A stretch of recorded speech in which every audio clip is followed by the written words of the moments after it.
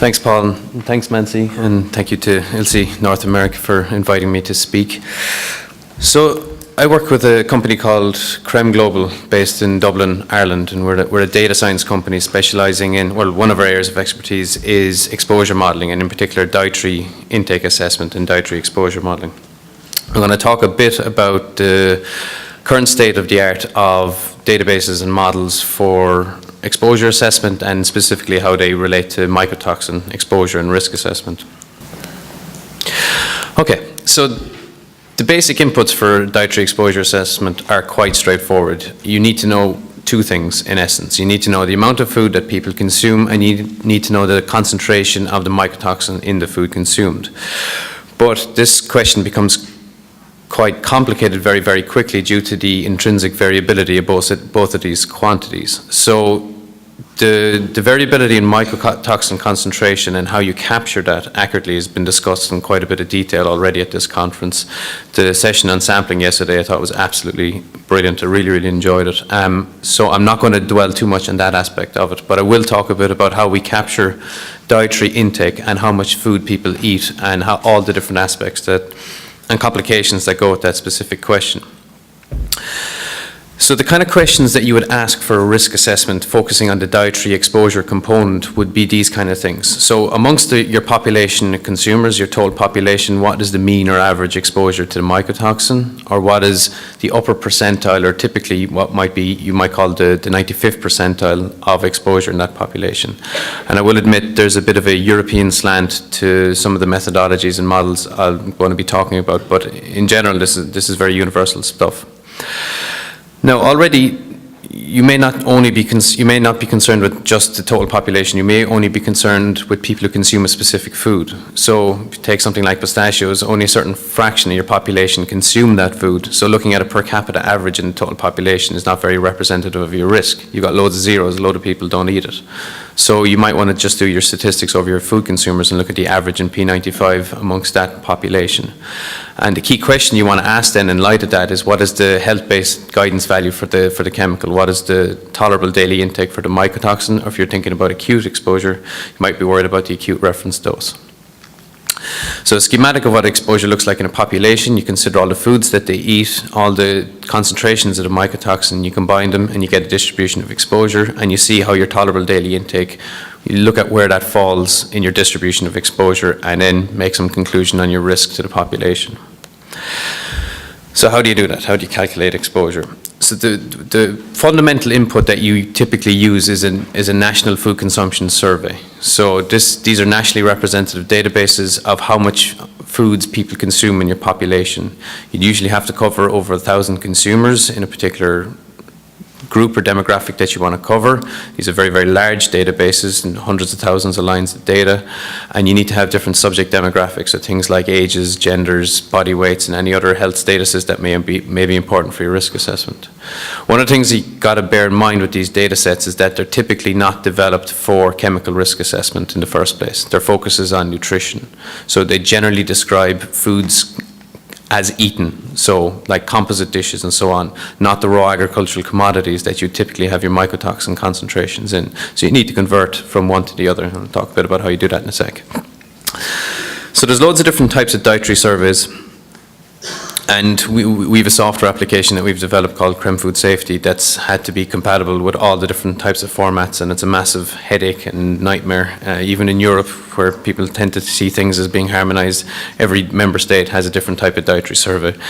So the most common methodology is 24-hour recalls, where each consumer in the survey recalls everything they ate over a 24-hour period, and they can do this for up to 2, 3, 4, 7 days is the biggest I've ever seen. So 7 days of food consumption for every consumer.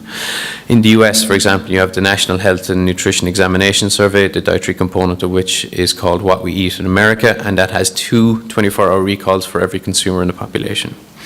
I've also seen 48-hour recalls. In terms of the amount of food consumed, this can be estimated one of two ways. It can be weighed or estimated, so sometimes you have very diligent respondents and they actually weigh using a scale how much food they eat, or else they have an expert dietitian who helps them with that question. And I said these can be raw agricultural commodities or composite dishes. And an alternative approach that you often see are food frequency questionnaires. Now, these are very large, costly studies to carry out. They're only done every couple of years, and they're only ever done really in developed nations.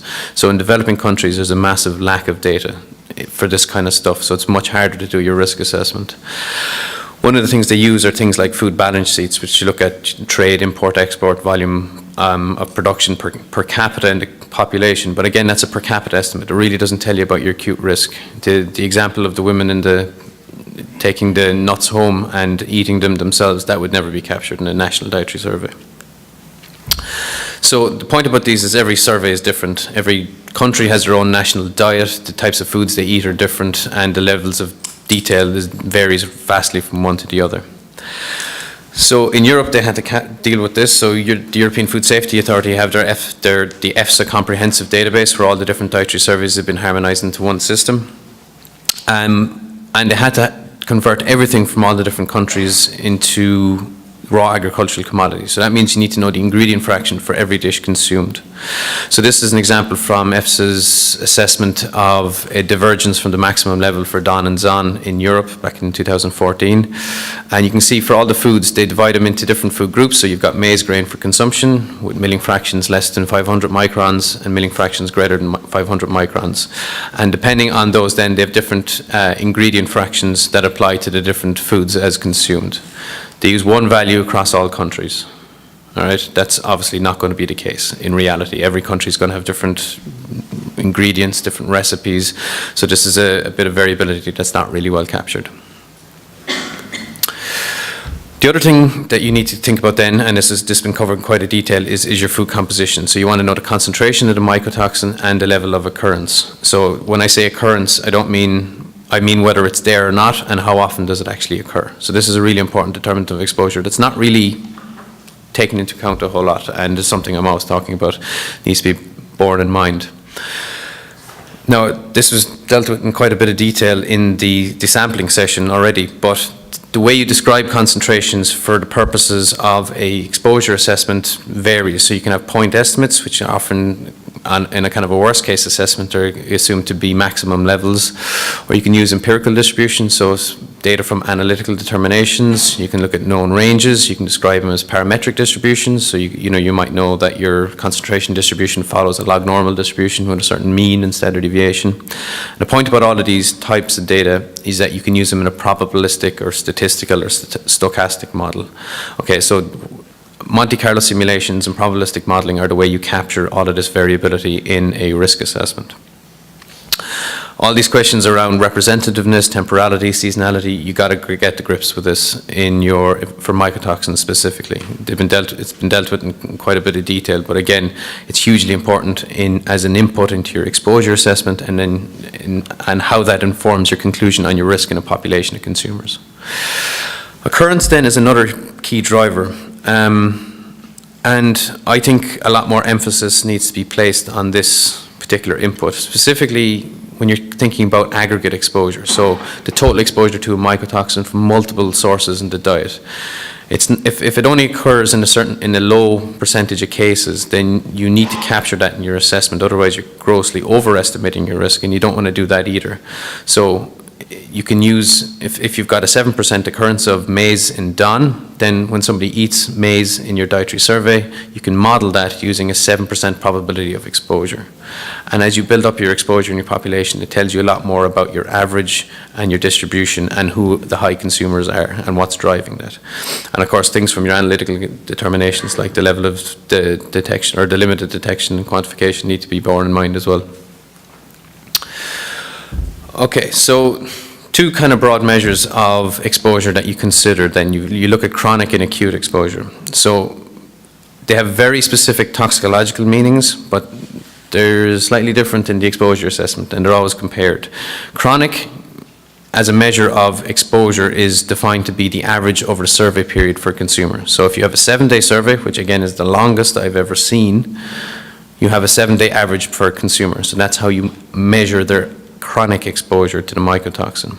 Acute then just looks at the total exposure on each given day, and they're expressed on an absolute and per unit body weight basis. So how do you do that? Now, everybody is usually terrified of probabilistic modelling. I'm a mathematician. I love it. That's what I built my career on. So I'm going to try and explain how a probabilistic model works, hopefully convince you that they're not so terrifying, and convince you that it's something that people can understand quite readily if you just bear with me for some slides, and I have some very nice pictures that I put together that'll hopefully keep you engaged before you run off for coffee. Okay, so you start with your dietary survey. Again, this is a record of what people ate on a given day over a number of days. So you look at the frequency consumption of the foods of interest that can contain your mycotoxin. You look at the amount of food they consumed in each consumption event, and then you go to your concentration data. So this is usually in the form of statistical distribution. So you do take a random sample from that distribution. Okay, so this is your model of reality. You take a random draw from this, and then because you have the amount consumed and the concentration of the mycotoxin, you can calculate the total daily exposure for that consumer on that day. You repeat that for every other day that that consumer reported, and you repeat that for the next consumer and the next consumer and the next consumer, and you iterate through your survey a number of times. And if you've a probabilistic model that requires a high number of simulations or Monte Carlo simulations, do a large number of iterations, okay, and you build up this picture of exposure in your population. To measure the chronic exposure, you look at the daily average, so you average over the number of days that each consumer reported. To get your acute exposure, you look at just each consumption day separately, okay? And that's how you build up your picture of exposure in the population, using all your raw data. So you never collapse things into distributions if you can avoid it. You use the raw data at all times, because anytime you break things down to summary statistics, there's a loss of information, and you should always avoid that if you can. The effect of looking at chronic versus acute exposure, using the same data, using the exact same data, you're just describing it in a different way, can have a dramatic enough influence on how you profile your exposure, if you like. So the curve on the right-hand side is the acute distribution, which is usually a lot wider because it's prone to more outliers in your exposure. So because it's looking at each consumption event individually. Excuse me, the chronic exposure distribution usually is a bit narrower because you're averaging over the days. So extreme events have less of an impact in your overall distribution. You do that for everybody in your population, and you rank them from smallest to biggest. So you can look at then who's the P95 of exposure. And the point is that's an individual in your population. So that's somebody with a very high exposure, and you usually use that in a lot of regulatory decision making, especially in Europe.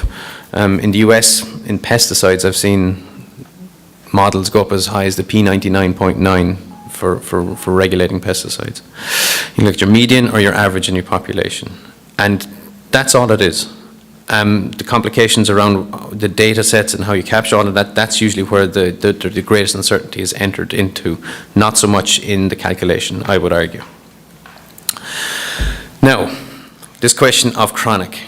I think everybody would agree if you surveyed anybody in the room over 2 days and their entire diet, and you said, right, that's your chronic exposure, that's your exposure for the rest of your life, you'd say, no, definitely not. I'm either not that well behaved or I'm not that badly behaved, depending on the days that you selected. So this is a massive problem in dietary exposure assessment. We don't have very good data over longitudinal intakes, but yet we're always comparing to chronic reference or health-based guidance values. So how do you account for this? There's been a number of modelling type approaches that try to overcome this problem. There's the NCI, or National Cancer Institute model that they developed, specifically looking at nutrients. There's the Iowa State University model. There's one that my company developed recently for pesticides, which is the CARES-NG model, or stands for Cumulative and Aggregate Risk Evaluation System, next generation. And there's a beta binomial model and a few others. All these models have qualitatively the same effect, okay? They tend to get rid of these extremes in your distribution again and pinch it in even further. What can happen if you had 2 days of consumption for every consumer, okay? If on those days they just happen to consume a very large amount of cereal, what the model is saying is that for the rest of their lives, they always consume a large amount of cereal. So you're overestimating the risk. What could be worse is that you survey them on 2 days that they happen to not eat any cereal grains, or depending on what you're looking at. So in that case, you've underestimated the risk, and you said they've never consumed it and they never will. And that's the big hole in all of this data. You've only a short number of days for every consumer. So Last thing I'm going to talk about is uncertainty analysis and mitigation, and then people can go for their coffee. Uncertainty analysis is now mandated by the European Food Safety Authority as something you need to include in your dietary exposure assessment. So they have a guidance document back from 2006, and it's all to do with transparency and being upfront about how sure you are about your risk estimates in your population. So they say that every scientific output should describe the types of uncertainties encountered and indicate their relative importance and influence on the assessment outcome. So you know this isn't perfect, so rather than saying it's not perfect, you got to get to grips with how imperfect is it and what is the actual consequence of it, because it may not matter in terms of your conclusion or your risk, or may matter very, very much. EFSA proposed a tiered approach to uncertainty, so looking at different levels of detail. So tier 1 would just be a qualitative analysis, so you just describe them, the different sources of uncertainty and how they impact on your exposure assessment. A tier 2 then would actually be looking at a kind of a quantitative analysis, so you try and quantify it and put numbers on it. Tier 3 would be much more sophisticated. You do a probabilistic evaluation, so you put distributions and you might use a more sophisticated technique like two-dimensional Monte Carlo assessment or something like that. Finally, on the question of mitigation, which is a massive talking point at this conference, and I would just want to say how it relates to the question of exposure. This is a kind of a cycle you might go through when you're looking at exposure and mitigation strategies and how they might influence each other. So starting at the top, you do a particular exposure assessment, and you should follow that. If you are any good a scientist, you would have an uncertainty analysis accompanying it, looking at a qualitative or quantitative assessment of the different sources of uncertainty and its impact on your exposure. You compare then your exposure with your health-based guidance value, and you make some conclusion about the risk in the population. Then, if you're unhappy with the level of the risk, you might look at a mitigation strategy. From the exposure perspective, there are only two things you can do, because there are only two inputs. There's how much people eat, and there's how much the chemical occurs in the food. Really, you don't. In other domains, like for example methyl mercury in fish, there's been guidance around reducing food consumption, but for these broadly consumed foods, that's rarely happened in the mycotoxin arena. So you're really talking about modifying the occurrence and concentration of mycotoxins. If you can quantify this, you can model what the subsequent exposure will be as a result of that reduction. So you can say what your strategy should be and how much you need to quantify it. And you can go through the cycle as many times as you need to until you have an adequate level of risk, or a sufficiently low level of risk established.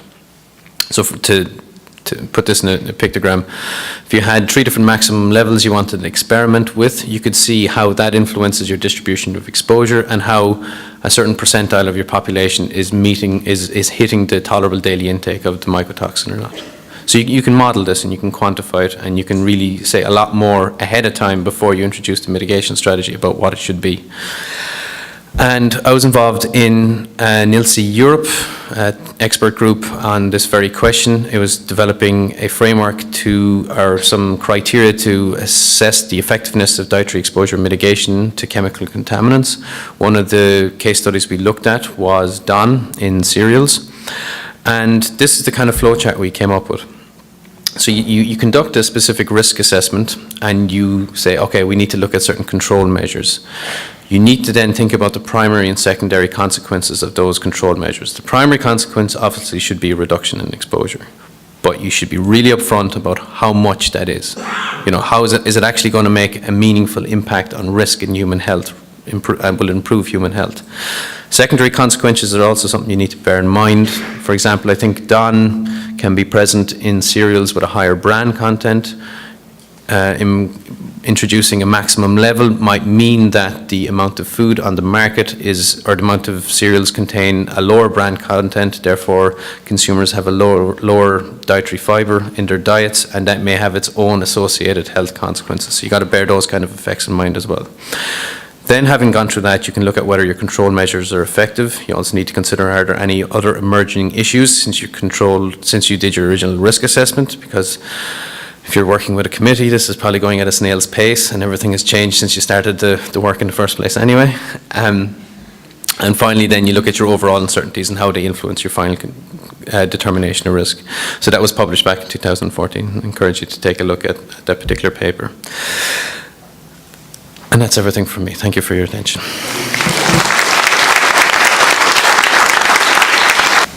Thank you very much for your presentation. It was very nice. 3 questions. I'm going to try to do it first. I think you didn't refer about total diet studies in your method for food consumption. I think this is very important because it's more close to what we eat, because we have to know exactly what is the main meals of the countries, and it's a very good approach. Second, you speak about several models, for instance, in Portugal, and we have bought the at-risk software, and it's not the best, but it helps us. But the problem is it's not specific for exposure assessments, but is the best that we have. And for instance, in European total diet study, exposure study, that is nearly in the end, they are developing a software mainly specific for that, and it's very important that this software has got the possibility to include toxicological data, and this is still difficult, but okay, there are something going on. And for the last question, concerning cumulative risk assessment, we have done some in Portugal concerning infant foods, and what do you use these models you speak about? Well, thank you very much. Okay, I'll answer in reverse order. So, cumulative risk assessment, yes, I've never done it for mycotoxins. I've spent a lot of time looking at pesticide cumulative exposure from the dietary route. It's a complicated question. You've got the issue of relative potencies and stuff, but there is a mature framework there, particularly in the United States, for how you can do that. So I think pesticides are a good guiding light in terms of cumulative risk assessment. Okay. Because we have a recent publication on cumulative risk assessment with using at risk. Okay, if you find it good. Interesting, we can change. Please do, yeah, send it on. On the question of software and at risk, yes, I completely agree. My company exists because there was a need for software in this area. So we develop custom software applications for dietary exposure that have all of these models built into it. That's why I have a job, luckily. And on the question of total diet studies, yes, absolutely, fair point. I guess they require less modelling, and that's more my area of expertise. But I think total diet studies, sometimes they tend to be, depending on how you composite your samples from the total diet study part of it, they can be more averages of levels of mycotoxins as opposed to peaks, which is more important in terms of exposure. You want to get that at that upper part of your distribution. And I guess sometimes total diet studies don't always capture that information. Yes. Sure. Yeah. Thank you. In one of your later slides, you identified 3 possible maximum limits in one of the charts. How do you factor in the practical achievability of each of those options when you're doing such a modeling exercise? Because it's become apparent throughout the conference that that question is emerging more frequently in analyzing the suitability of ML. So where do you do that in your work? How do you apply practical achievability of the MLs? The short answer is I don't. I leave that to a colleague.